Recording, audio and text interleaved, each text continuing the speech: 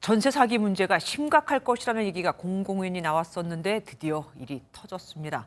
전세금을 돌려받을 방법은 없는 걸까요? 최윤영 기자와 자세히 알아보겠습니다. 어서 오십시오.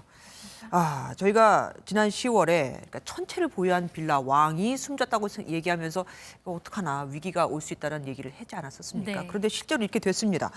보증범에 들었어도 문제가 있을 텐데 그럼 보증범에 안 든 사람들이 더 많다는 거 아니에요? 네. 이분들 어떻게 전세금은 돌려받을 수 있는 겁니까?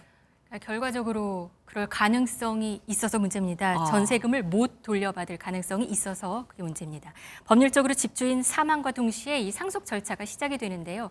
자산보다 채무가 많으면 상속을 받는 사람이 이를 포기할 수 있습니다. 네. 그런데 집값 하락으로 자산보다 채무, 그러니까 갚아야 할 전세금이 더 많아지면 상속을 받을 이유가 없겠죠. 결국 그렇죠. 전세금을 돌려받아야 되는데 줄 사람이 없어지는 겁니다. 그래도 경매 같은 청산 절차를 받으면 돌려받을 수 있지 않을까요? 원칙적으로는 그렇습니다. 그런데 이번 빌라왕을 비롯해서 이 문제가 되는 사람들은 전세값이 집값과 비슷하거나 심지어 더 높은 경우도 있거든요. 하지만 경매는 집값의 70에서 80% 수준에서 낙찰되는 것이 일반적이어서 전세금을 온전히 돌려받기는 쉽지 않은 상황입니다. 게다가 체납한 종부세가 62억 원에 달하는데 네. 이 돈까지 제하면 임차인들이 돌려받을 돈이 크게 줄어드는 겁니다. 아무래도 체납금 같은 걸 먼저 떼니까 그렇게 되겠죠. 네. 그래도 경매 정찰을 가면은 돈을 다는 못 받아도 일부라도 받을 수 있지는 않을까요? 지금 시장 상황을 보면은 그것도 장담할 수가 없습니다. 시장이 꽁꽁 얼어붙어서 아파트 매수 심리가 연일 역대 최저치를 갈아치우는 상황에서 빌라는 수요가 더 약하기 때문인데요. 지금 상황이라면 경매에 들어가도 괜찮은 가격은 어렵고 아니면 신규 임차인을 받아서 전세금을 돌려받는 방법이 있는데 시장이 좋지 않아서 이마저도 쉽지 않습니다. 근데 문제는 내년에 더 부동산 경기가 안 좋아진다 이거 아닙니까? 네, 최근 이제 취재를 나가보면 중개업소마다 초급매, 초급 전세 이런 안내문이 붙어 있고 네네. 30에서 40% 하락한 매물들, 어떤 곳은 반토막 아니면 수억 원씩 떨어진 매물들이 서울 전역에 있는데요. 집을 사려는 사람이 없다는 얘기입니다. 네. 올해 주택 매매 거래는 54만 건으로 추정이 되는데 이거는 작년의 절반, 2006년 조사 이후 최저치입니다. 금융 위기 때도 80만 건 이상이 발생했는데 그래요? 현재 주택 거래는 절벽이라는 얘기입니다.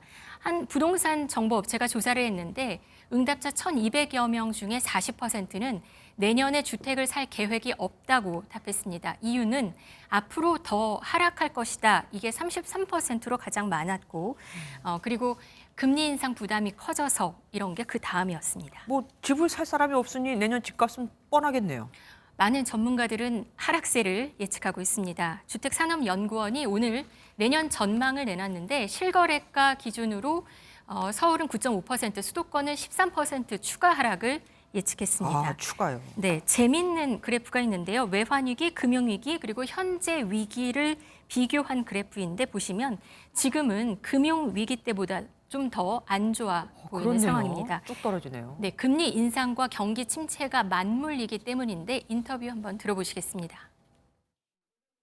내년에도 고금리와 경기 위축이 지속되고 부동산 세제 정상화가 지연되면서 전반적으로 하락세가 지속될 것으로 보입니다.